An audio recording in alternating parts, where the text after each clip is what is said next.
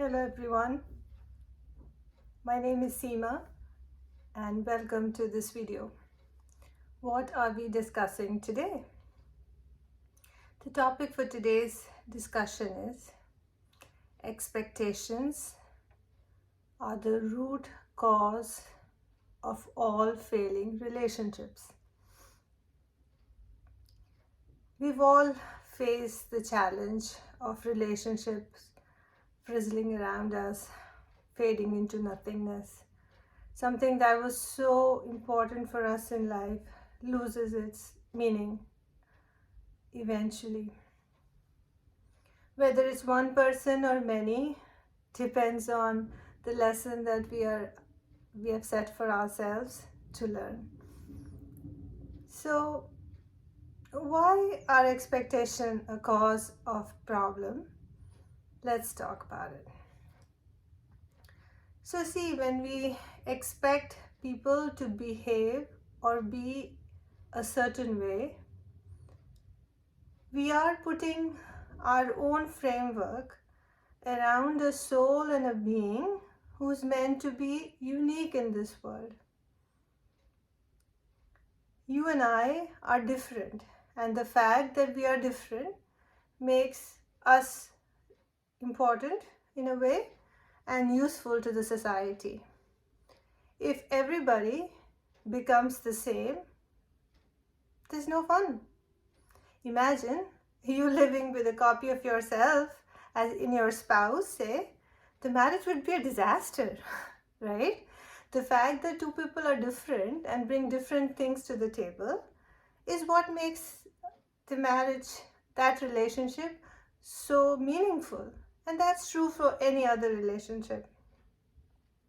Now, when I want somebody to be a certain way, and when they don't behave like that, I am angry. I'm mad at them, right? I want somebody to be like that and they are not behaving that way. So this is not right. I'm going to make sure that happens.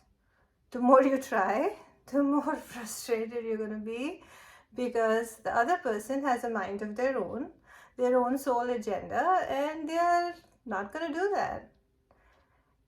Well, that causes anger causes hatred with time. The ego comes into the play, and now I just despise that person. I just can't even stand that person.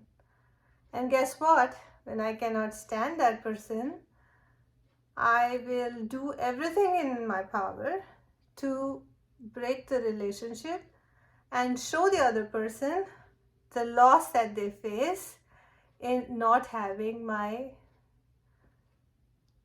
relationship or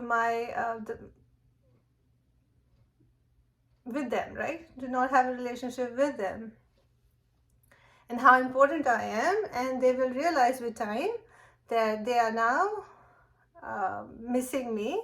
So I'll either ghost them, I'll go about trashing their reputation, or just don't deal with them anymore.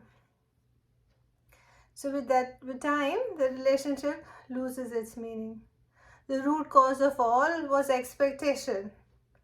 My husband has to be a certain way, my children have to be a certain way, my daughter-in-law has to be a certain way, my in-laws have to behave a certain way, my parents have to behave a certain way, my co-workers have to be a certain way, my neighbors have to be a certain way, where we know that if we tell ourselves, say I have to go in a certain gathering, and I tell myself that no matter how much somebody tries to irritate me, I'm going to not react to them.